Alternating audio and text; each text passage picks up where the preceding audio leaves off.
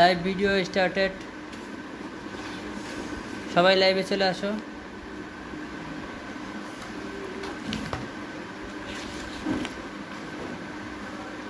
Students সবাই লাইভে চলে আসো।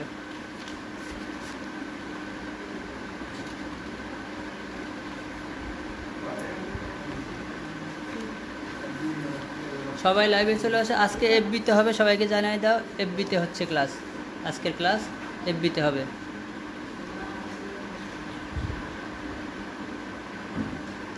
আজকে ফিজিক্স নিচ্ছি, সবাই ফিজিক্সের খাতা বের করো।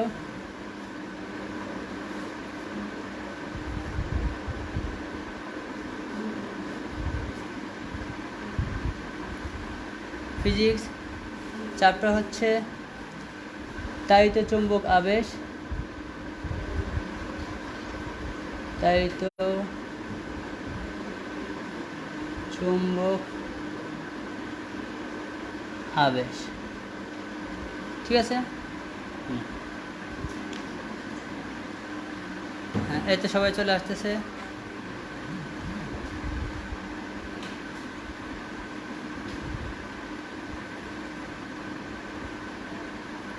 আচ্ছা, গতদিন যেখানে এন্ড করেছিলাম সেটা একটু রিপিট করে শুরু করি। গতদিন আমরা একটি চৌম্বক ক্ষেত্রের প্রভাবে কীভাবে বিদ্যুৎ উৎপাদন করা যায় এটা দেখেছিলাম। অর্থাৎ একটি অন্তরিত তারের কুণ্ডলীর নিকটে আমরা যদি কোনো একটি দণ্ডচুম্বককে নর্থ বা সাউথ যে কোনো একটি মেরুকে যদি গতিশীল করি সেক্ষেত্রে চৌম্বক ক্ষেত্রের উদ্ভব হবে। ঠিক আছে কথাটা? এই তো ছিল বিষয়টা। আর একটি দণ্ডচুম্বকের উত্তর মেরু অথবা দক্ষিণ মেরুকে একটি অন্তরিত তারের কুণ্ডলীর পাশে যদি আমরা গতিশীল করি তাহলে এই চুম্বকের প্রভাবে এখানে বিদ্যুৎ আবিষ্ট হবে। তবে চলবিদ্যুৎ এবং শুধু চলবিদ্যুৎ এটা পর্যাবৃত্ত কারেন্ট বা এসি কারেন্টের উদ্ভব হবে। ঠিক আছে, এসি কারেন্ট, দিক পরিবর্তী কারেন্ট বা পর্যাবৃত্ত কারেন্টের উদ্ভব হবে। এখানে আমরা পরীক্ষা স্বরূপ বলছিলাম যে দেখো, একটি যদি গ্যালভানোমিটার দেওয়া হয়, এখানে ধরো একটা গ্যালভানোমিটার আছে, গ্যালভানোমিটার সূচক কাটা যদি কোনো প্রবাহ না থাকে তবে তা জিরোতে অবস্থান করে। আর ধরো কোনো একটা পাশে পজিটিভ আর কোনো একটা পাশে নেগেটিভ থাকে। ঠিক আছে, তাহলে এটা গত দিনের অংশটা তৈরি করছিলাম। গতদিন যতটুকু দেখেছি সেটা রিপিট দেখাচ্ছি। গতদিনে রিপিট হচ্ছে, গতদিন শেষের অংশে রিপিট হচ্ছে আর কি। আচ্ছা, তাহলে একটি তারের কুণ্ডলী, অন্তরিত তারের কুণ্ডলীর পাশে কোনো একটা চৌম্বক ক্ষেত্রকে যদি গতিশীল করি তাহলে তাতে বিদ্যুৎ উৎপাদন হয়। এক্ষেত্রে আমরা বলছিলাম যদি চৌম্বকের উত্তর মেরুকে কাছে টেনে নিয়ে আসি কুণ্ডলী, তাহলে এখানে অ্যান্টি ক্লকওয়াইজ ঘূর্ণনের বিদ্যুৎ হয়, অর্থাৎ বিদ্যুৎ এদিক থেকে এদিকে ঘুরে। তখন গ্যালভানোমিটারের কাঁটা প্লাসের দিকে সরে আসে। গ্যালভানোমিটার প্লাসের দিকে সরে আসার অর্থ হচ্ছে, বোঝানো হচ্ছে এখানে অ্যান্টি ক্লকওয়াইজ বিদ্যুৎ যাচ্ছে। যদি আমি নর্থ বা উত্তর মেরুকে দূরে সরিয়ে নেই তাহলে এখানে গ্যালভানোমিটারের বিক্ষেপ উল্টো দিকে হবে। তখন গ্যালভানোমিটার মাইনাসের দিকে সরে আসবে, অর্থাৎ তখন ক্লকওয়াইজ বিদ্যুৎ তৈরি হবে। তাহলে আমি যদি উত্তর মেরুকে বারবার গতিশীল করি, টেনে আনি এবং সরাই নিই, বারবার আনা নেওয়া করি,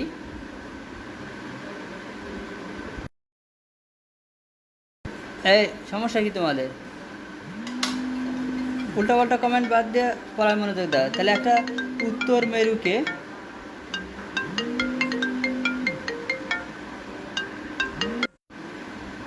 ঠিক আছে কথা? তাহলে দেখো, সবাই দেখো, তাহলে একটা উত্তর মেরুকে যদি আমি গতিশীল করি তাহলে উত্তর মেরু যখন কুণ্ডলীর দিকে আসতেছে তখন অ্যান্টি ক্লকওয়াইজ বিদ্যুৎ হবে, যখন উত্তর মেরু দূরে সরে যাচ্ছে তখন ক্লকওয়াইজ বিদ্যুৎ হবে। তাহলে এখানে বিদ্যুতের দিক প্রতিনিয়ত পরিবর্তন হবে, অর্থাৎ এক্ষেত্রে তাহলে আমি পর্যাবৃত্ত প্রবাহ বা এসি কারেন্টের প্রবাহ পাবো। ওকে, তাহলে একটা গতিশীল চুম্বককে যদি একটা কুণ্ডলীর নিকট গতিশীল করি, অথবা অল্টারনেটিভ কাজও করি, চুম্বকের নিকট কুণ্ডলীকে গতিশীল করি, যে কোনো উপায়ে এখানে বিদ্যুৎ তৈরি হবে, অর্থাৎ এখানে আপেক্ষিক গতি বজায় থাকবে। তাহলে বিদ্যুৎটা কতক্ষণ থাকবে? যতক্ষণ এই আপেক্ষিক গতি বজায় থাকবে ততক্ষণ বিদ্যুৎ থাকবে। আবার আমি যদি উত্তর না দিয়ে দক্ষিণ মেরুকে এরকম আনা নেওয়া করি, দক্ষিণ মেরুর প্রভাবেও বিদ্যুৎ হবে, তো উত্তর মেরু উল্টা, অর্থাৎ দক্ষিণ মেরুকে টেনে আনলে ক্লকওয়াইজ আর সরিয়ে নিলে অ্যান্টি ক্লকওয়াইজ বিদ্যুৎ হবে। এ হচ্ছে তাড়িত চুম্বক আবেশ, অর্থাৎ চুম্বকের আবেশ দিয়ে বিদ্যুৎ উৎপাদন করা যায়। তবে এখানকার বিদ্যুৎ হবে পর্যাবৃত্ত বিদ্যুৎ, মানে এসি কারেন্ট, অল্টারনেটিভ কারেন্ট। ঠিক আছে, তোমরা তো এসি কারেন্ট আর ডিসি কারেন্টের ভিতরে পার্থক্য জানো। এসি কারেন্ট হলো বিদ্যুতের দিক পরিবর্তন হয়, একবার ক্লকওয়াইজ আর একবার অ্যান্টি ক্লকওয়াইজ। আর ডিসি কারেন্ট হলো সবসময় একই দিকে বিদ্যুতের ঘূর্ণন চলতে থাকে। ঠিক আছে, আচ্ছা, এখন তাহলে এখানে নোট ডাউনের বিষয়টা কি? এখানে নোট ডাউনের বিষয়টা হইল এখানে কতক্ষণ বিদ্যুৎ প্রবাহ। তাহলে এখানে দেখো একটা কথা হলো যে এখানে কিসের প্রভাবে বিদ্যুৎ হয়? এখানে কুণ্ডলীতে চুম্বকের আবেশে বিদ্যুৎ হয়। তবে এই ব্যাপারটাকে বলা হয়, চুম্বকের এই আবেশটাকে এখানে বলা হয় চুম্বক ফ্লাক্সের পরিবর্তন। চুম্বক ফ্লাক্স কি? কোনো একটা চুম্বকে বল রাখা কুণ্ডলী কোনো ক্ষেত্রফলের মধ্যে আপতিত হলে যে জিনিসটা তৈরি হয় তাকে বলা হয় চুম্বক ফ্লাক্স। তাহলে এখানে চুম্বক ফ্লাক্স কি? তীর চিহ্ন ঠিক নেই কেন? তীর চিহ্ন একবার হবে অ্যান্টি ক্লকওয়াইজ, আরেকবার হবে ক্লকওয়াইজ, দুই দিকে তীর চিহ্ন দিছি। লাইভ দেখো না তোমরা, লাইভ দেখবা। ঠিক আছে, দেখো যখন নর্থকে নিকটে আনা হচ্ছে তখন অ্যান্টি ক্লকওয়াইজ বিদ্যুৎ হবে, যখন নর্থকে সরিয়ে নেওয়া হচ্ছে তখন ক্লকওয়াইজ বিদ্যুৎ হবে। এজন্য তীর চিহ্ন একবার এদিকে আরেকবার এদিকে দিছি।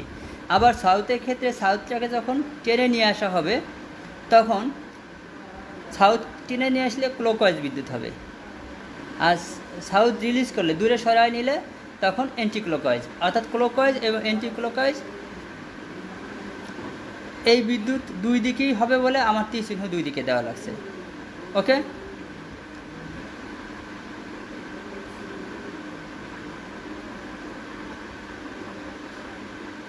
অ্যামিটার এবং গ্যালভানোমিটারের ডিফারেন্স কি?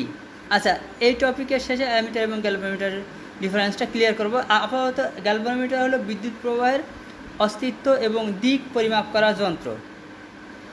ঠিক আছে,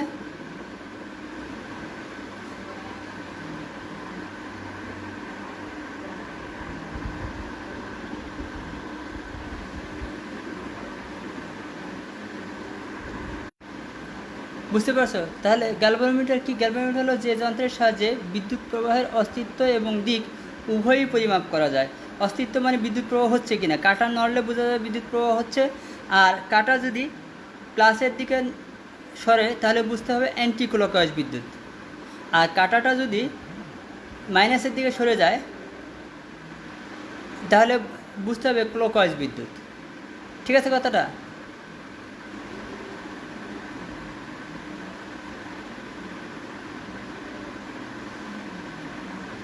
তোমরা কি বুঝতে পেরেছো? তাহলে কাঁটা যদি ক্লকওয়াইজ হয়, কাঁটাটা এই গ্যালভানোমিটারের কাঁটা যদি প্লাসের দিকে যায় তাহলে বুঝতে হবে এখানে অ্যান্টি ক্লকওয়াইজ বিদ্যুৎ ঘুরতেছে, আর যদি মাইনাসের দিকে সরে যায় তাহলে বুঝতে হবে ক্লকওয়াইজ বিদ্যুৎ সরেছে। তার মানে এই গ্যালভানোমিটারের কাজ হচ্ছে বিদ্যুৎ প্রবাহের অস্তিত্ব ও দিক পরিমাপ করা। ঠিক আছে তারা বিদ্যুৎ প্রবাহ হচ্ছে কি হচ্ছে না একটা, আর হলো কোন দিক থেকে কোন দিকে হচ্ছে এটা বোঝানোর জন্য যে যন্ত্র সেটি হচ্ছে গ্যালভানোমিটার। ওকে, আচ্ছা, এখন আগের আলোচনায় ফিরে আসি। তাহলে এখানে নোট ডাউনের বিষয়টা কি? নোট ডাউনের বিষয়টা হচ্ছে যে এখানে কেন বিদ্যুৎ হবে? এখানে চৌম্বক ফ্লাক্সের পরিবর্তনের জন্য বিদ্যুৎ হবে। এখন চৌম্বক ফ্লাক্স কি এই ব্যাপারটা একটু ক্লিয়ার করা উচিত। চৌম্বক ফ্লাক্স কি? তাহলে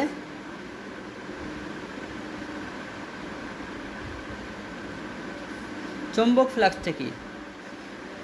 কোনো কোনো একটা অংশে কোনো একটা ক্ষেত্রফলে চুম্বকের বলরাখার পরিমাণ প্লাফান বলতেছে ক্লাস কখন ক্লাসে এফবিতে না এসে বলতেছে ক্লাস কখন কি কম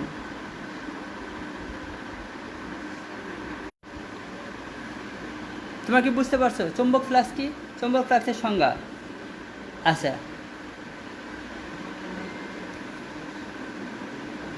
তাহলে কোনো ক্ষেত্রের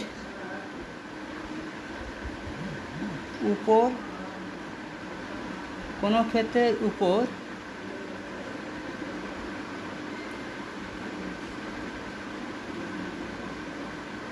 আপতিত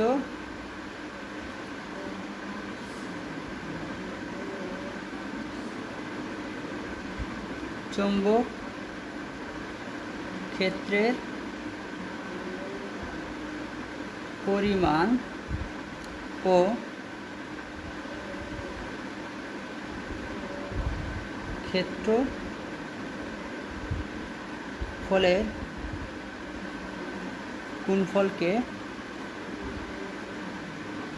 ক্ষেত্রফলের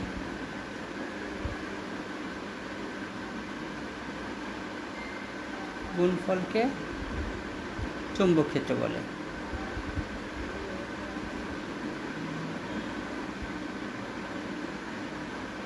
ব্যাপারটা বোঝা গেছে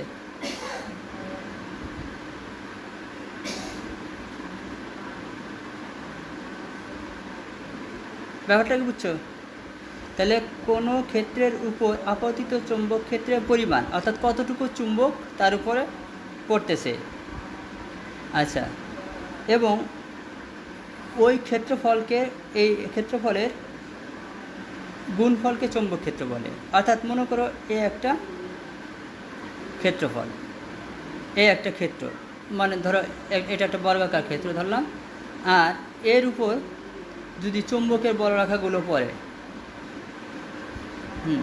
চুম্বকের বলরেখাগুলো যদি পড়ে তাহলে এই ক্ষেত্রফলের পরিমাণটা যদি হয় এ ক্ষেত্রফলকে ধরলাম এ আর এই বলরেখার যে বলরেখার পরিমাণ বলতে চৌম্বক ক্ষেত্রের মান বা চৌম্বক ক্ষেত্রের পরিমাণ বলা হয় সেটাকে ধরলাম বি চৌম্বক ক্ষেত্রকে বি দিয়ে ডিফাইন করা হয় তাহলে এখানে চৌম্বক ফ্লাক্স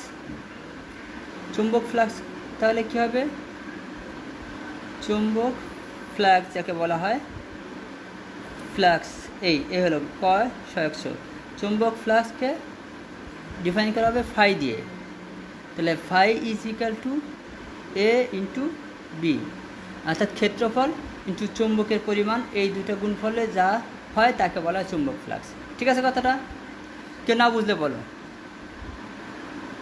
প্রথম থেকে গত দিনের যে অংশটা রাকিবুল ইসলাম গত দিন যতটুকু দিচ্ছে এইটুকু হলো গত দিনের রিপিট এখান থেকে পড়া শুরু আজকে নতুন পড়া এই চৌম্বক ফ্লাক্সের থেকে এখন চৌম্বক ফ্লাক্সটা কী চৌম্বক ফ্লাক্সের সংজ্ঞাটা আমি চৌম্বক ফ্লাক্স হলো কোনো ক্ষেত্রের উপর আপতিত চৌম্বক ক্ষেত্রের পরিমাণ ও ক্ষেত্রফলের গুণফলকে চৌম্বক ফ্লাক্স বলে এখন এখানে ধরলাম বি হলো চৌম্বক ক্ষেত্র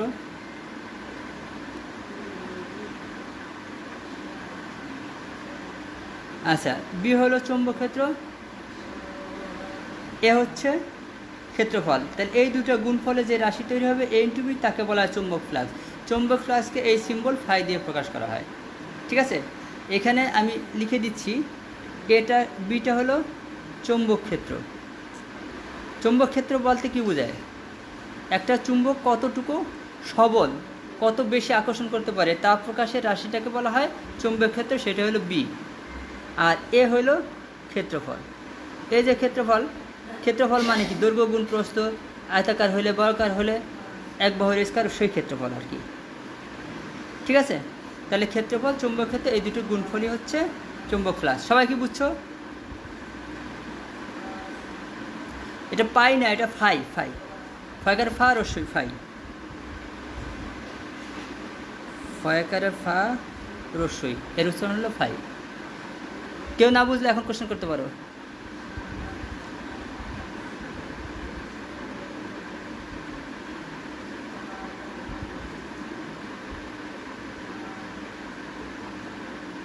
এটা কি শামসুন নাহার কি লেখলা স্যার? অন্তরক কালার কি সাদা? সাদা বলা উচিত না, এটা হলো স্বচ্ছ। অন্তরক যে এই মাইকার কথা বলতেছি, মাইকার কালারটা হলো স্বচ্ছ, প্লাস্টিকের মতো, পলিথিনের মতো স্বচ্ছ।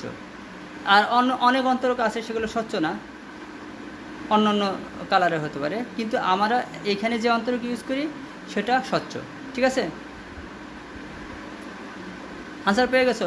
আচ্ছা, চৌম্বক ক্ষেত্র হয়ে গেল। তাহলে এখন তড়িৎচুম্বক আবেশের ক্ষেত্রে আমাদের যে জিনিসটা এখন ক্লিয়ার করতে হবে সেটা হলো এখানে কেন কুণ্ডলিতে কেন বিদ্যুতের পরিবর্তন ঘটে বা বিদ্যুৎ উৎপন্ন হয়। এখানে বিদ্যুৎ উৎপন্ন হওয়ার কারণ হিসেবে বলতে হবে চৌম্বক ফ্লাক্সের পরিবর্তন, অর্থাৎ অন্তরিত বদ্ধ কুণ্ডলিতে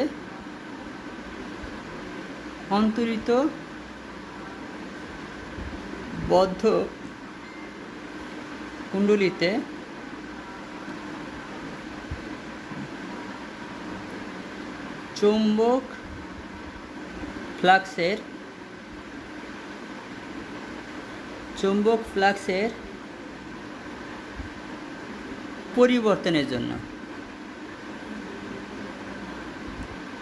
পরিবর্তনের জন্য বিদ্যুৎ উৎপন্ন হয়। তোমাদের বইয়ে এগুলো ডিফাইন করা নাই, ক্লিয়ার করে লেখা আন্দাজে দেওয়া আছে, সুতরাং তোমাদের একটু ভালো করে লক্ষ্য করতে হবে। তাহলে অন্তরিত বদ্ধ কুণ্ডলিতে চৌম্বক ফ্লাক্সের পরিবর্তনের জন্য বিদ্যুৎ উৎপন্ন হয়। এখন উৎপন্ন বিদ্যুতের মাত্রা বা ভোল্টেজ কত বেশি হবে সেটা কিসের উপর নির্ভরশীল? তাহলে এই পরিবর্তনের হার, অর্থাৎ চৌম্বক ফ্লাক্সের পরিবর্তনের হার যত বেশি হবে, এখানে কুণ্ডলিতে চৌম্বক ফ্লাক্সের পরিবর্তনের হার, তোমরা ভিডিওটা পরে দেখে নিও, আমি ভিডিওটা তো থাকবে, যারা প্রথম দিকের অংশটা মিস করছো ভিডিওটা তারা পরে দেখে নিও। এখন আপাতত যদি আবার প্রথম থেকে রিপিট করি অনেকক্ষণ সময় নষ্ট হয়ে যাবে। ভিডিওটা তোমরা প্রথম থেকে পরে দেখে নিও, এটা তো এফবিতে থেকে যাবে, বুঝছো? আচ্ছা, অন্তরিত বদ্ধ কুণ্ডলিতে চৌম্বক ফ্লাক্সের পরিবর্তনের জন্য বিদ্যুৎ উৎপন্ন হয়, এলো বিদ্যুৎ উৎপন্ন হওয়ার কারণ। এবার বিদ্যুৎ উৎপন্ন হলো, সেই উৎপন্ন বিদ্যুতের তড়িৎচালক শক্তি এবং প্রবাহের মান কিসের উপর নির্ভরশীল? সেটা হলো চৌম্বক ফ্লাক্সের পরিবর্তনের হারের উপর নির্ভরশীল। হার মানে কি? একক সময়ের পরিবর্তন। আরেক নেট প্রবলেম কি তোমার না আমার? আমার আপাতত নেট প্রবলেম নাই, চলতেছে মোটামুটি ভালোই, বুঝছো? আচ্ছা, একটু নেট ম্যানেজ করো। আচ্ছা, আজকের নেট কোয়ালিটি তো আগের চেয়ে একটু ভালো মনে হয়। আচ্ছা, আজকের নেট কোয়ালিটি তোমাদের কাছে কেমন মনে হচ্ছে? Video quality? সন্দীপ, হ্যাঁ ভালোই। আচ্ছা, সবাই বলো আজকের নেট কোয়ালিটি সম্পর্কে। আচ্ছা, এখন দেখো, জি হ্যাঁ একটু উন্নতি হয়েছে।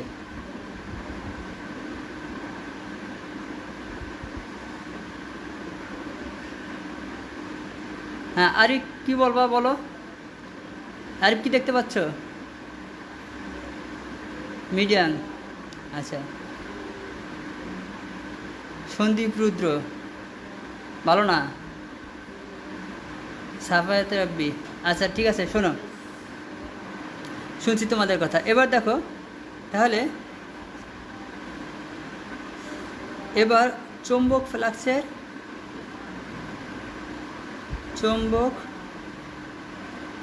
ফ্লাক্সের পরিবর্তনের হার যত বেশি হবে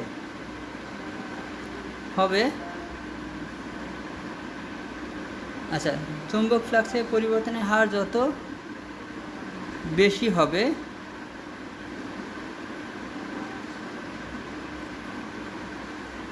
উৎপন্ন বিদ্যুতের উৎপন্ন বিদ্যুতের তড়িৎচালক শক্তি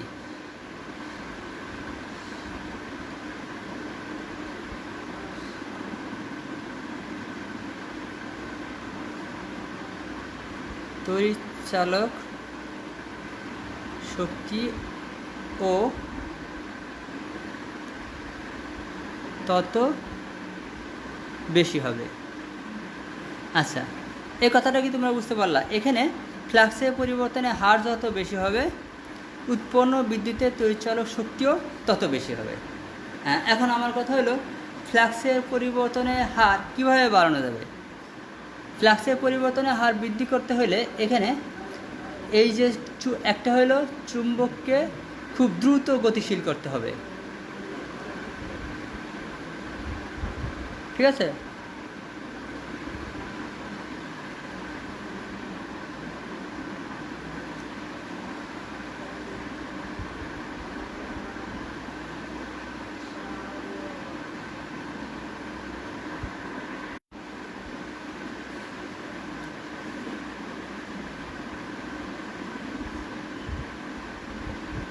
আচ্ছা, রাকিবুল হাসান, হ্যাঁ আজকে কিছু বুঝতে পারতেছে না, প্রথম থেকে জয়েন হওয়া নাই, তোমার তো একটু আগে জয়েন হওয়া উচিত ছিল। আমি এই পৃষ্ঠাটা পুরোপুরি আবার বলতেছি, সবাই মনোযোগ দাও। হ্যাঁ, সবাই মনোযোগ দাও, সম্পূর্ণ পৃষ্ঠাটাই আবার বলতেছি। দেখো, প্রথমত একটি অন্তরিত তারের কুণ্ডলী নেওয়া হলো এবং একটি দণ্ড চুম্বক, যার এক পাশে নর্থ আর এক পাশে সাউথ আছে। এখন এই দণ্ড চুম্বকটাকে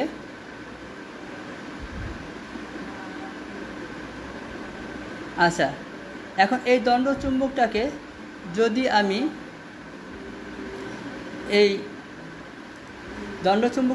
আমি কুণ্ডলীর আশেপাশে বা কুণ্ডলীর দিকে গতিশীল করি, তখন এখানে বিদ্যুৎ প্রবাহিত হবে। প্রবাহিত বিদ্যুতের দিক বোঝার জন্য, অস্তিত্ব বোঝার জন্য আমি একটা গ্যালভানোমিটার ইউজ করতেছি, ঠিক আছে? অর্থাৎ একটি অন্তরিত তারের কুণ্ডলীর সাথে একটি গ্যালভানোমিটার স্থাপন করলাম। এখন একটি দণ্ড চুম্বকের নর্থ পোলকে সামনে টেনে নিয়ে আসলাম, নিকট দিকে টেনে নিয়ে আসলাম, অর্থাৎ এখানে গতিশীল করব। এবং গতিশীলের কোনো একটা মুহূর্তে নিকটে টেনে আনার সময় তখন এখানে অ্যান্টি ক্লকওয়াইজ বিদ্যুৎ হবে, গ্যালভানোমিটার কাটা ডান দিকে প্লাসের দিকে সরে যাবে। এবার নর্থ পোলটাকে যখন আমি দূরে সরিয়ে নিব, তখন এখানে উল্টো দিকের বিদ্যুৎ হবে, অর্থাৎ ক্লকওয়াইজ বিদ্যুৎ হবে, ঠিক আছে?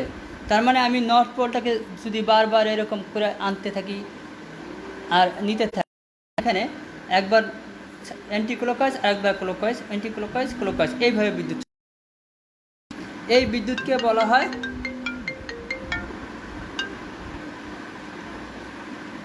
আচ্ছা, এই যে বিদ্যুৎ চলতে থাকবে, এই বিদ্যুৎকে বলা হয় পর্যাবৃত্ত বিদ্যুৎ, ঠিক আছে কথাটা? পর্যাবৃত্ত বা এসি কারেন্ট। ক্লিয়ার কথাটা? তোমরা কি বুঝতে পারছো?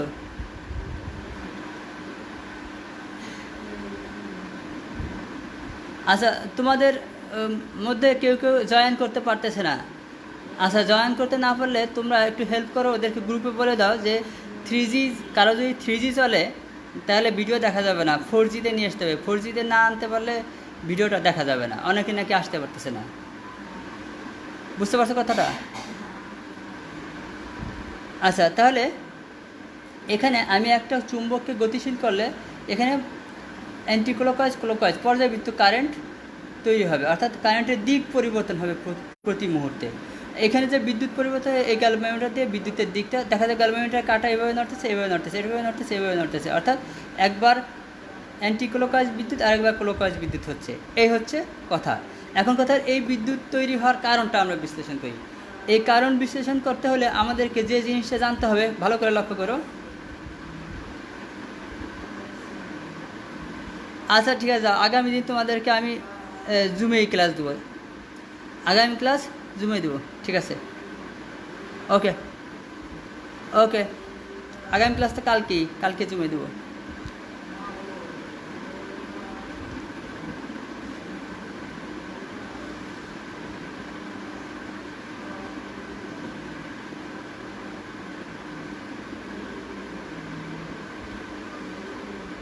রকিবুল ইসলাম, আমি কোশ্চেনটা বুঝি নাই, আবার বলো। কোশ্চেনটা পড়তে পারি নাই, তার আগে চলে গেছে।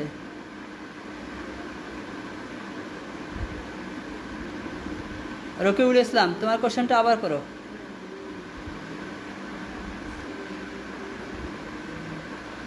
আচ্ছা,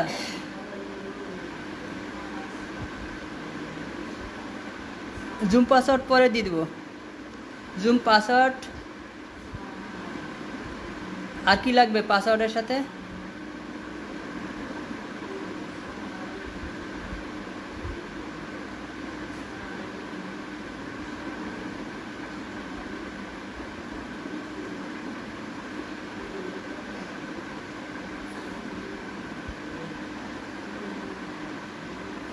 আচ্ছা দেখো, কী জানি বলতেছিলাম।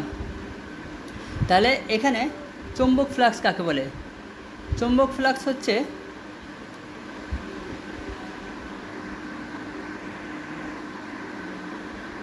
আচ্ছা, রকিবুল ইসলামের কোশ্চেন হলো চৌম্বক ফ্লাক্স এর সঙ্গে চৌম্বক ক্ষেত্রে কেন বলেন? হ্যাঁ ঠিক আছে, চৌম্বক ফ্লাক্স মানে হচ্ছে চৌম্বক ক্ষেত্র আর ক্ষেত্রফলের গুণফল। দেখো এখানে আমি সংজ্ঞাটা ওইভাবে দিয়েছি। চৌম্বক ক্ষেত্র হচ্ছে কোনো ক্ষেত্রের উপর আপতিত চৌম্বক ক্ষেত্রের পরিমাণ ও ক্ষেত্রফলের গুণফলকে চৌম্বক ফ্লাক্স বলে। আমি এখানে ক্ষেত্র লিখে ফেলছিলাম, চৌম্বক ফ্লাক্স বলে। চৌম্বক ফ্লাক্স, তাহলে এখন চৌম্বক ফ্লাক্সের মানে হচ্ছে যে এখানে এই যে আমি যখন চুম্বকটাকে গতিশীল করব, সে চুম্বকের যে আবেশটা এই ক্ষেত্রের উপর পড়বে, ঠিক আছে, এই ক্ষেত্রের উপরে যে আবেশটা পড়বে সেটা হচ্ছে চৌম্বক ফ্লাক্স। এখন চৌম্বক ফ্লাক্স কি? এখানে যদি আমি কুণ্ডলী বাড়িয়ে দেই তাহলে বেশি ক্ষেত্রফলটা বৃদ্ধি পাবে। কুণ্ডলী বাড়াইলে ক্ষেত্রফল বৃদ্ধি পাবে, যার ফলে চৌম্বক ফ্লাক্সের মান বাড়বে। আর চুম্বকের সবলতা, এখানে যদি আমি শক্তিশালী চুম্বক বের করি তবুও চৌম্বক ফ্লাক্স বাড়বে। অর্থাৎ শক্তিশালী চুম্বক ব্যবহার করলেও বিদ্যুতের পরিমাণ বাড়বে বা বিদ্যুতের তড়িৎচালক শক্তি বাড়বে। অথবা আমি যদি এখানে কুণ্ডলীর পরিমাণ বৃদ্ধি করি তাতেও এখানে বিদ্যুতের পরিমাণ বাড়বে, ঠিক আছে। তাই এই দুইটার গুণফল একসাথে চৌম্বক ফ্লাক্স, মানে চৌম্বক ফ্লাক্স এখানে দায়ী। তাহলে চৌম্বক ফ্লাক্সটা কি? এই তারের ক্ষেত্রফল বা অন্য যে কোনো ক্ষেত্রের ক্ষেত্রফল এবং আপতিত চুম্বকের আবেশ বা চুম্বকের পরিমাণ, এই দুটার গুণফল যে রাশি তাকে বলা হয় চৌম্বক ফ্লাক্স। তাহলে এখন এখানে আমি চৌম্বক ফ্লাক্সকে গাণিতিকভাবে দেখাইছি। ধরলাম একটা ক্ষেত্রফল এ, সেখানে চৌম্বক ক্ষেত্রগুলো পড়তেছে। এখন চৌম্বক ক্ষেত্রের পরিমাণ বা চুম্বকের সবলতার পরিমাণ যদি বি হয় আর ক্ষেত্রফল যদি এ হয়, তাহলে চৌম্বক ফ্লাক্স রাশিটা হবে এ ইন্টু বি। আর চৌম্বক ফ্লাক্সে ফাই দিয়ে ডিফাইন করা হয়, তাহলে phi is equal to A into B গেল। এবার আমাকে এই চৌম্বক ক্ষেত্রের সাহায্যে এটাকে ব্যাখ্যা করতে হবে। তাহলে অন্তরিত বদ্ধকুণ্ডলীতে চৌম্বক ফ্লাক্সের পরিবর্তনের জন্যই এখানে বিদ্যুৎ উৎপন্ন হবে। চৌম্বক ফ্লাক্সের পরিবর্তন অর্থাৎ এখানে কুণ্ডলীতে যে আমি চুম্বকটাকে গতিশীল করে টেনে নিয়ে আসলে চৌম্বক ফ্লাক্সের পরিবর্তন হবে। কিন্তু আমি যখন এখানে এনে স্থির করে রাখি তখন চৌম্বক ফ্লাক্স থাকতেছে কিন্তু চৌম্বক ফ্লাক্সের পরিবর্তন হচ্ছে না, তখন বিদ্যুৎ হবে না, স্থির করে রাখা যাবে না। আবার পিছন দিকে নিলে গতিশীল হবে, আবার বিদ্যুৎ উৎপন্ন হবে। অর্থাৎ চৌম্বক ফ্লাক্সের পরিবর্তন না হলে বিদ্যুৎ উৎপন্ন হবে না, ঠিক আছে। আর চৌম্বক ফ্লাক্সের পরিবর্তন হতে এইভাবে গতিশীল রাখতে হবে, সবসময় গতিশীল রাখতে হবে, তাহলে চৌম্বক ফ্লাক্সের পরিবর্তন হবে। তবে আমি একটা কাজ করতে পারি, চৌম্বকটাকে স্থির রেখে কুণ্ডলীটাকে এরকম মুভেবল করতে পারি, চৌম্বকটাকে সরাতে পারি বা গতিশীল করতে পারি, সেক্ষেত্রেও বিদ্যুৎ হবে। মানে এখানে আপেক্ষিক পরিবর্তন দরকার, ঠিক আছে। চৌম্বক ফ্লাক্সের আপেক্ষিক পরিবর্তন হলেই বিদ্যুৎ উৎপন্ন হবে। এখন উৎপন্ন বিদ্যুতের ক্যারেক্টার কী হবে? উৎপন্ন এই চৌম্বক ফ্লাক্সের পরিবর্তনের হার, মানে যত দ্রুত এই পরিবর্তনটা করা যাবে অর্থাৎ ফ্লাক্সের পরিবর্তনের হার যত বেশি হবে, উৎপন্ন বিদ্যুতের তড়িৎচালক শক্তি মানে ভোল্টেজ ততই বেশি হবে। তড়িৎচালক শক্তি আমরা ই বা ভি দিয়ে ডিফাইন করি না, সেই ই এর মান ততই বেশি হবে। এই পৃষ্ঠা শেষ, পৃষ্ঠা উল্টাবো। আর কোনো কোশ্চেন মনে হয় আসে নাই।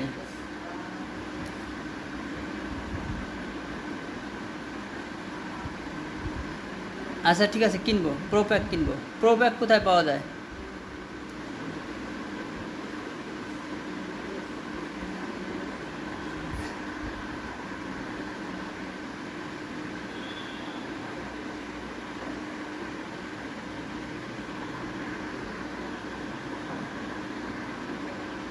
আচ্ছা, জুমের লিঙ্ক পরে দেবো আগামী ক্লাসের আগে।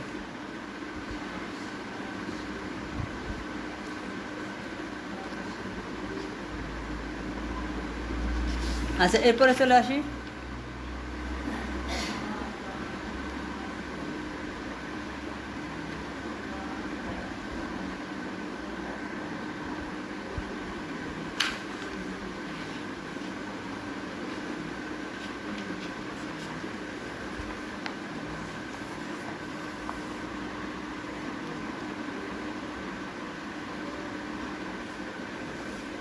আচ্ছা, এরপরে চুম্বক ফ্লাক্সের আচ্ছা কতক্ষণ বিদ্যুৎটা স্থায়ী থাকবে, বিদ্যুতের স্থায়িত্ব কতক্ষণ থাকবে। তাহলে চুম্বক ফ্লাক্সের পরিবর্তন যতক্ষণ হবে ততক্ষণ বিদ্যুৎ প্রবাহ স্থায়ী হবে। তাহলে চুম্বক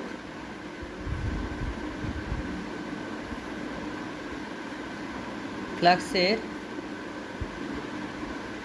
পরিবর্তন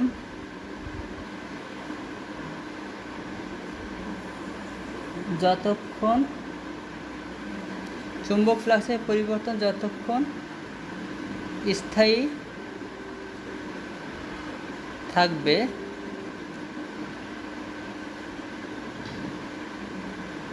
ততক্ষণই বিদ্যুৎ প্রবাহ চলবে। ব্যাপারটা বুঝছো? তাহলে বিদ্যুৎ প্রবাহ আনলিমিটেড চলবে না, যতক্ষণ চুম্বক ফ্লাক্সের পরিবর্তন চলবে ততক্ষণই বিদ্যুৎ প্রবাহ চলবে। তুমি চুম্বক ফ্লাক্সের পরিবর্তন বন্ধ করে দাও, অর্থাৎ গতিশীলতা বন্ধ করে দাও, বিদ্যুৎ প্রবাহটাও বন্ধ হয়ে যাবে। রিয়েলিস্টিক অনেক কিছু।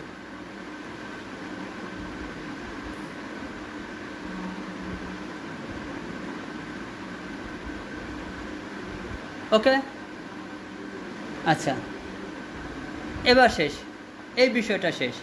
এখন ফ্যারাডের আমরা এতক্ষণ যেটা করলাম সেটা ছিল ফ্যারাডের পরীক্ষা, অর্থাৎ ফ্যারাডে আর একটা পরীক্ষা এখন দেব। তাহলে এই পরীক্ষাটা আমরা যে করেছিলাম এটা হলো ফ্যারাডের পরীক্ষা। এই পরীক্ষাটার নাম লিখে দিই, ফ্যারাডের প্রথম পরীক্ষা এটা, ঠিক আছে। আচ্ছা, এখন ফ্যারাডের দ্বিতীয় পরীক্ষাটা দেখি।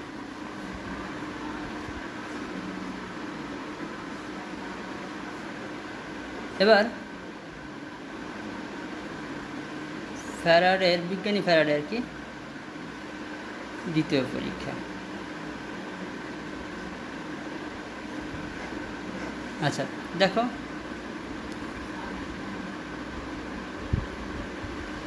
ফ্যারাডের দ্বিতীয় পরীক্ষাটা হইল, ধরো এই একটা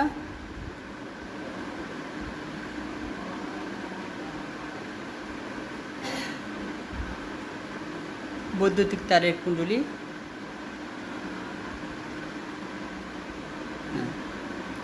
ঠিক আছে, একটা বৈদ্যুতিক তারের কুণ্ডলী, এটা হলো তার সুইচ। আচ্ছা, আর অপর পাশে আর একটা বৈদ্যুতিক কুণ্ডলী এবং তার সাথে একটা গ্যালভানোমিটার দেওয়া আছে। গ্যালভানোমিটার কাটা এই 0 প্লাস মাইনাস দিলাম। তা এখন দেখো এখানে কি দুইটা পরপর দুটি বর্তনীতে দুটি কুণ্ডলী আছে। প্রথম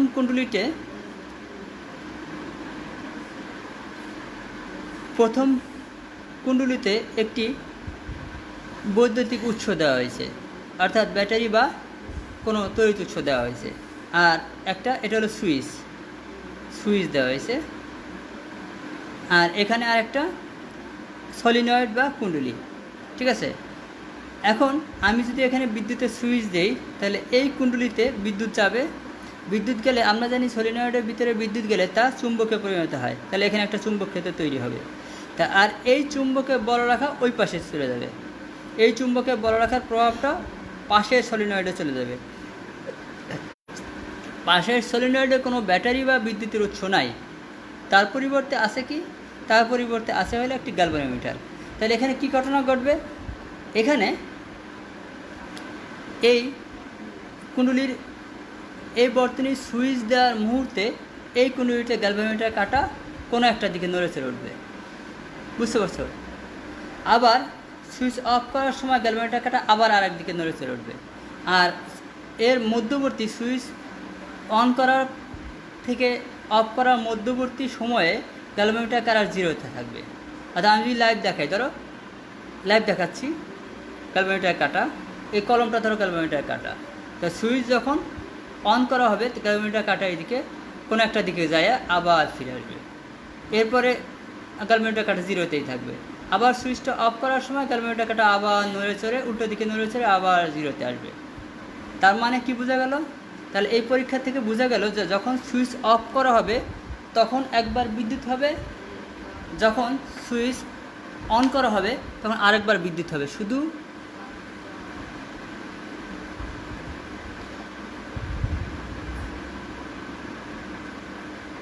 সুইচ অন এবং অফ এই দুই সময়ই বিদ্যুৎ হবে, অন্য কোনো সময় বিদ্যুৎ হবে না। বোঝাতে পেরেছি আমি? না বুঝতে বলো। অর্থাৎ এটা হলো প্রথম কুণ্ডলী। প্রথম কুণ্ডলীতে সুইচ অন করার সময় একবার বিদ্যুৎ হবে, সুইচ অফ করার সময় আরেকবার বিদ্যুৎ হবে। এর মধ্যবর্তী সময়ে আর কোনো বিদ্যুৎ পাওয়া যাবে না।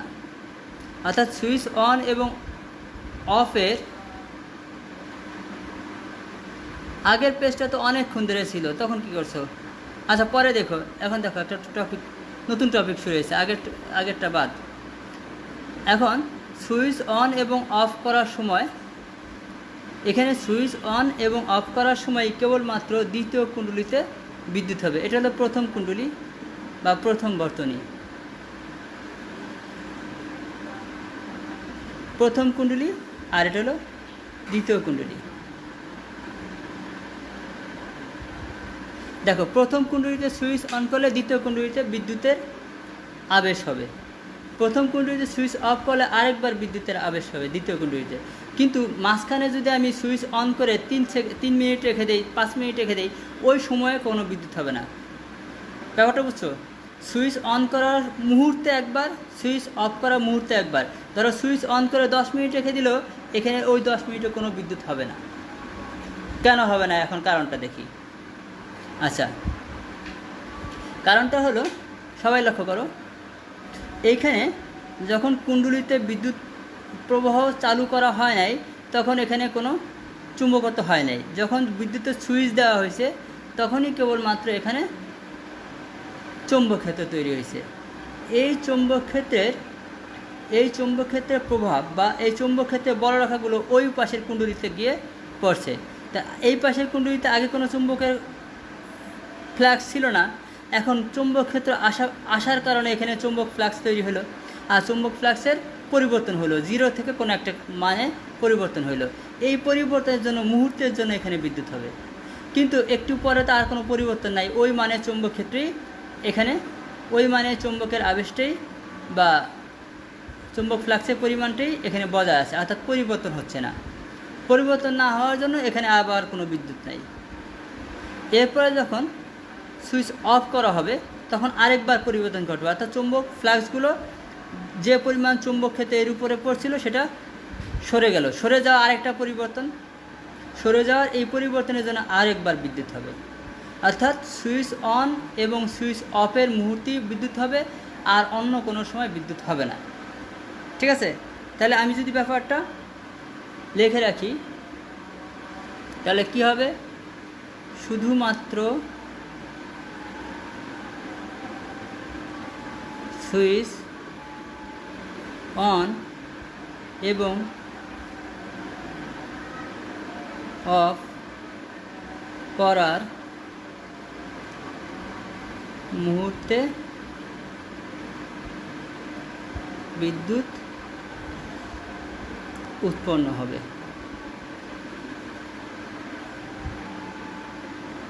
ক্লিয়ার কথাটা? এখন দেখো,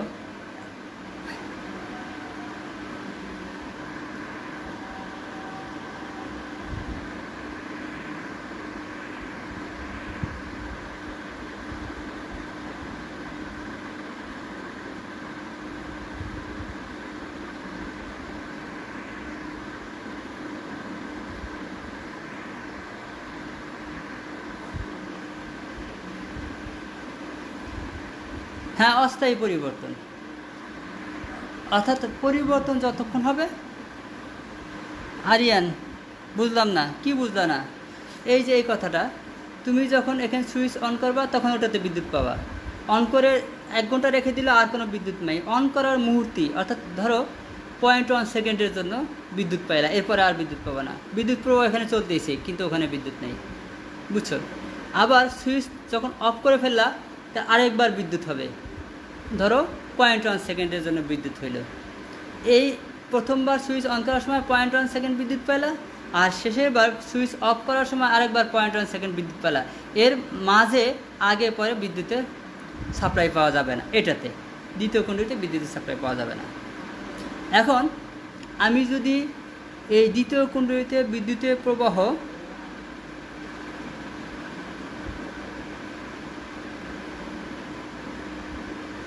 আমি যদি দ্বিতীয় কুণ্ডলীতে বিদ্যুতের প্রবাহ সবসময় পেতে চাই, তাহলে কি করতে হবে? তাহলে একজন মানুষ এখানে বসে থাকবে, বসে থাকলে বারবার switch on of on of on of করতে থাকবে। কারণ সুইচ অন অফ বারবার করতে থাকলে এখানে বারবার বিদ্যুৎ হবে। যতবার সুইচ অন অফ করবা, অর্থাৎ একজন লোক নিয়োগ থাকতে হবে, switch on of on of on of on of on of, এই অন অফ করতে থাকতে হবে, এবং যার ফলে দ্বিতীয় কুণ্ডলীতে বিদ্যুৎ পাওয়া যাবে। অন্যথায় দ্বিতীয় কুণ্ডলীতে বিদ্যুৎ পাওয়া যাচ্ছে না, বুঝছো? তাহলে বিদ্যুৎ সবসময় চালাইতে হলে সবসময় সুইচ অন অফ করতে করতে থাকতে হবে। তুমি একবার অন করে দিয়ে যদি 2 ঘন্টার জন্য বাথরুমে যাও, ওই অন করে যে থুয়ে গেলা, ওই একটা 0.1 সেকেন্ডই, 1 সেকেন্ডে 10 ভাগের 1 ভাগ সময়ই বিদ্যুৎ চললো, এরপরে আর চলবে না। এসে দেখবো যে বিদ্যুৎ নাই, এতক্ষণ কেউ বিদ্যুৎ পায় নাই, বুঝছো?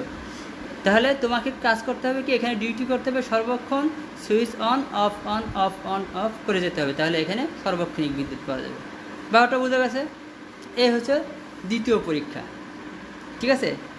তাহলে এই দ্বিতীয় পরীক্ষা আরও একটা বিষয়, যখন সুইচ অন করা হবে তখন তো এটাতে এই দিকে বিদ্যুৎ চলবে, এটা বিদ্যুৎ চলবে তখন ক্লকওয়াইজ, তখন ওইটাতে হবে অ্যান্টি ক্লকওয়াইজ বিদ্যুৎ।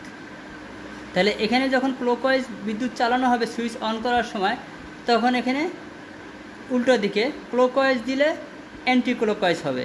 আর এখানে যখন সুইচ অফ করা হবে, অফ করলে কি হবে, এখানে তখন উল্টো হবে, ক্লকওয়াইজ হবে। অর্থাৎ এখানে বিদ্যুতের ঘূর্ণন যা হবে, ওইখানে বিদ্যুতের ঘূর্ণন তার বিপরীতে হবে, ঠিক আছে? আবার অন করার সময় যে বিদ্যুৎ যেদিকে ঘূর্ণন হবে, অফ করার সময় তার উল্টো দিকে ঘূর্ণন হবে। তার মানে এখানেও এসি বিদ্যুৎ বা পর্যাবৃত্ত বিদ্যুৎ হবে, ঠিক আছে? তাহলে ফ্যারাডের প্রথম ও দ্বিতীয় পরীক্ষা দুটিতেই আমরা দেখলাম যে পর্যাবৃত্ত বিদ্যুৎ তৈরি হয়। ক্লিয়ার? তাহলে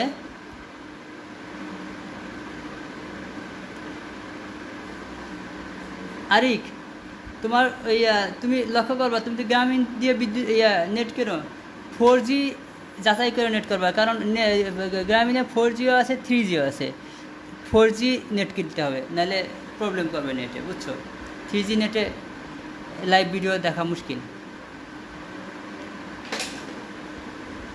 আচ্ছা, আবার কি বলতে হবে তাহিদ, কোন বিষয়টা?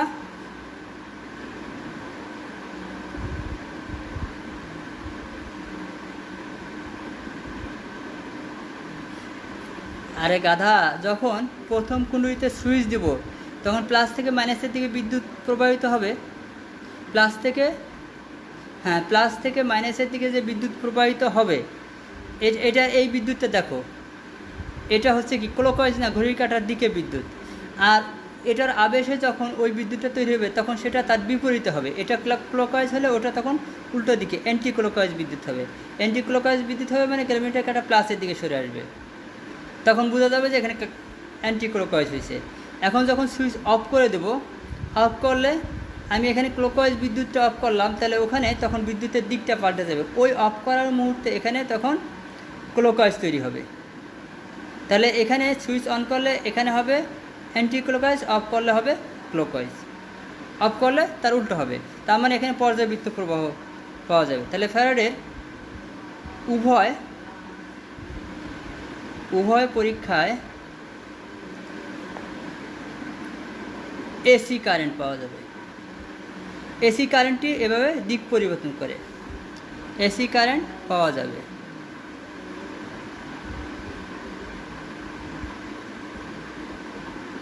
এই চ্যাপ্টার ম্যাথ আছে শেষে, এখানে নাই, ওই শেষ টপিকে ম্যাথ পাওয়া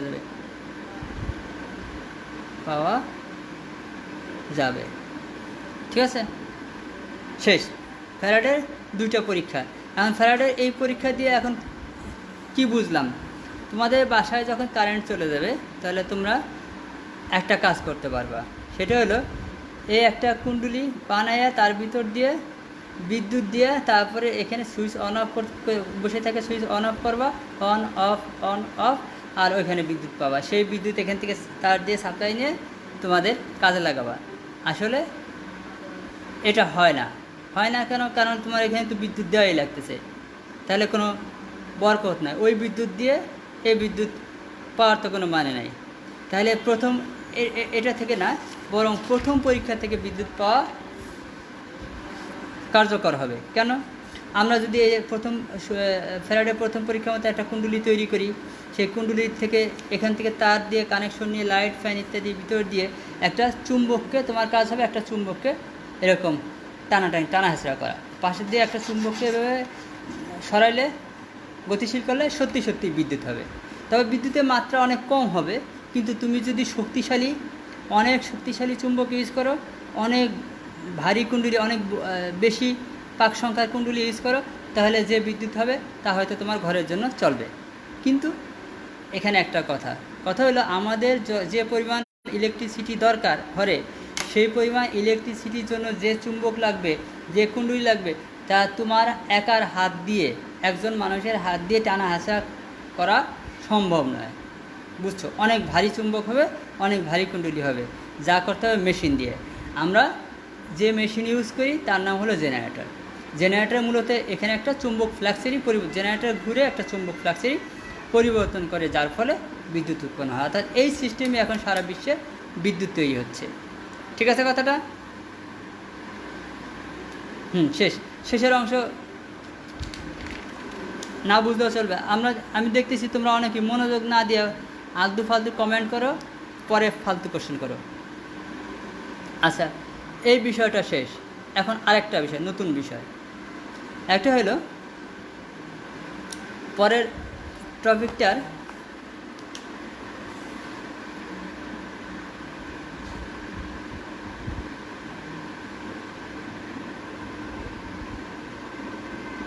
টপিকটার নাম হলো তড়িৎবাহী তারের উপর চুম্বকের প্রভাব। আমি লিখতেছি, তড়িৎবাহী তারের উপর চুম্বকের প্রভাব। বোঝা গেছে? তাহলে তড়িৎবাহী তারের উপর চুম্বকের প্রভাব, এই প্রভাবটা দেখি। ধরো আমি এইরকম একটা চুম্বক যদি রাখি, এই চুম্বকের নর্থ এক পাশে, সাউথ আর এক পাশে, এই তো। এখন নর্থ থেকে সাউথের দিকে চুম্বকের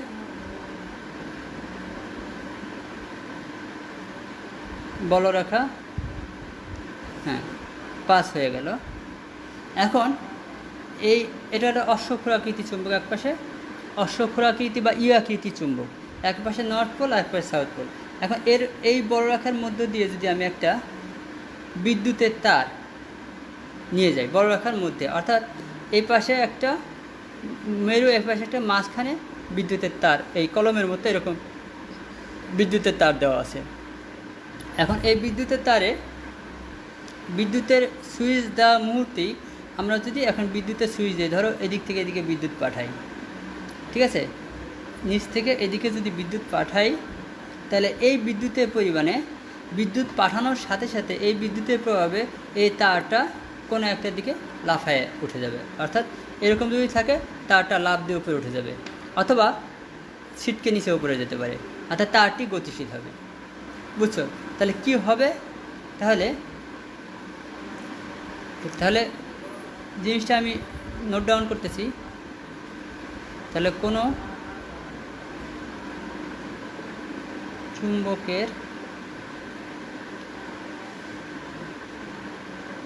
চুম্বকের ক্ষেত্রের মধ্য দিয়ে চুম্বক ক্ষেত্রের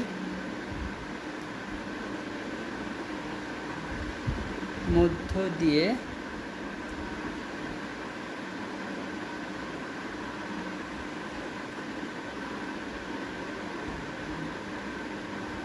তারের মাধ্যমে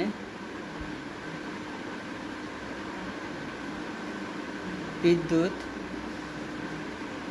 প্রবাহ করলে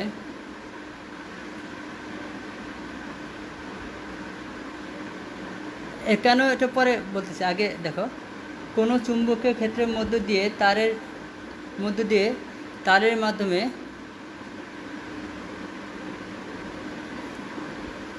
বিদ্যুৎ প্রবাহিত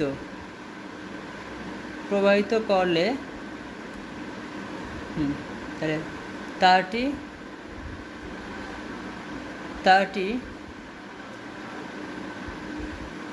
উপর বল প্রযুক্ত হবে। এই হলো ঘটনা। তাহলে কোনো চুম্বকের ক্ষেত্রের মধ্য দিয়ে তারের মাধ্যমে বিদ্যুৎ প্রবাহিত করলে তারটির উপর বল প্রযুক্ত হবে। এখন কেন বল প্রযুক্ত হবে?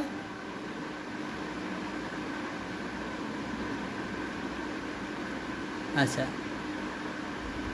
এখন কেন বল প্রযুক্ত হবে এটা যদি বলি, দেখো এখানে যে চুম্বকের বলরেখা আছে, এই চুম্বকের বলরেখা তো ফিক্সড, নর্থ টু সাউথের ভিতরে স্থির বলরেখা বলা যায় এটা। আচ্ছা, এখন যদি এখানে বিদ্যুতের তার যায়, বিদ্যুতের তারে বিদ্যুৎ প্রবাহিত হওয়ার সাথে সাথে আমরা জানি যে বিদ্যুৎ একটা এই তারের চারপাশে ঘূর্ণনরত একটা বলরেখার উদ্ভব হয়, চারপাশে ঘূর্ণনরত চুম্বক বলরেখার উদ্ভব হয়। তাহলে এখন যখন এই তারের ভিতরে বলরেখা উদ্ভব হবে, এই বলরেখা ওই বলরেখার ধর্ম কি, একটা বলরেখা একটা বলরেখাকে কখনো ক্রস করে না, ঠিক আছে। আর বলরেখাকে ক্রস না করার কারণে তাদের ভিতরে যে একটা ফ্রিকশন হয়, এই ফ্রিকশনের কারণে বিকর্ষিত হয়, বলরেখার বিকর্ষণের কারণে তারটা উপর দিকে লাফ দিয়ে উঠে যায়, অথবা নিম্ন দিকেও যেতে পারে। এ হচ্ছে কারণ। এখন কেন কোন দিকে যাবে সেটা কীভাবে বুঝবো? সেটা হলো ফ্লেমিংয়ের ডান হস্ত নিয়ম। এই দেখো, ফ্লেমিংয়ের ডান হস্ত নিয়ম দেখা যায়। ডান হস্ত কি? ডান হাতের এই আঙ্গুল, এই যে আঙ্গুলটা আছে, এটাকে যদি আমি বিদ্যুতের দিক, এই তারের ভিতরে যে বিদ্যুতের দিক তীর চিহ্ন এদিক থেকে এদিকে যাচ্ছে, সেটা আমি ডান হাতের আঙ্গুল দিয়ে প্রকাশ করলাম। আর চুম্বকের বলরেখা নর্থ থেকে সাউথের দিকে যায়, সেটাকে আমি এই আঙ্গুলগুলো দিয়ে দিই। তাহলে এখানে অবশ্য হয় নাই, এখানে নর্থ থেকে সাউথে চাইলে আমাকে ঘুরাইতে হবে, এইভাবে ঘুরাইতে হবে। বুঝা গেছে? তার মানে আমি এই দিকে হলো বিদ্যুৎ দিচ্ছি, আর এইদিকে হলো চুম্বক দিচ্ছি, আর নিম্ন দিকে হচ্ছে বল উৎপন্ন হচ্ছে, যার ফলে এইখানে এই বিদ্যাঙ্গুলির দিকে তারটা লাফায়, অর্থাৎ নিম্ন দিকে তারটা লাফায় যাবে। তো এটা হলো বিদ্যুতের দিক, আর এই আঙ্গুলগুলো হলো চুম্বকের দিক, আর বিদ্যাঙ্গুলিটা হচ্ছে বলের দিক। এইভাবে সবসময় এইভাবে এটা সমকোণে, একটা আরেকটার সাথে সমকোণে আছে। তাই এটা বিদ্যুতের দিক, এটা চুম্বকের দিক, এটা হলো উৎপন্ন বলের দিক, ঠিক আছে। এই ডানহস্ত নিয়ম, এটাকে ফ্লেমিং আবিষ্কার করছে। ফ্লেমিংয়ের এই ডানহস্ত নিয়মে কোন দিকে তারটি লাফ হবে সেটা বের করা যাবে, ঠিক আছে কথাটা? ওকে, এই হচ্ছে। তাহলে তাহলে পরে নোট ডাউন করার বিষয় হলো, তাহলে তারের উপর, আচ্ছা দেখো, তারের উপর বলের দিক ফ্লেমিং একজন বিজ্ঞানীর নাম, ফ্লেমিং এর ডান হস্ত নিয়ম, ডান হাত, তোমরা যারা ডানপন্থী আছো তারা ডান হাতের নিয়মে পাওয়া যায়। ব্যাপারটা বুঝছো? ফ্লেমিংয়ের ডান হস্ত নিয়মে বা ডান হাতের নিয়মে এই কোন দিকে তারটা লাফ হবে সেই বলের দিকটাকে পাওয়া যায়। ঠিক আছে?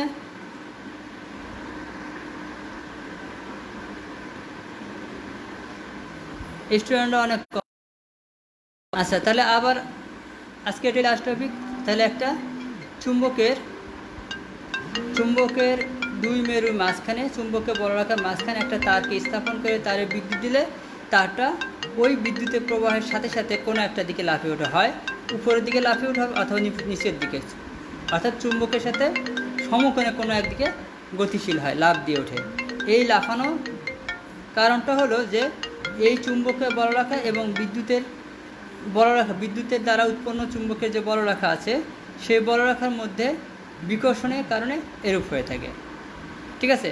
এখন কোন দিকে লাফ হবে সেটা ফ্লেমিংয়ের ডানহস্ত নিয়মে তর্জনী একদিকে, বাকি আঙ্গুল একদিকে আর বৃদ্ধাঙ্গুল একদিকে দিয়ে এই নিয়মে লাফানোর দিকটা বা উৎপন্ন বলের দিকটা পাওয়া যায়।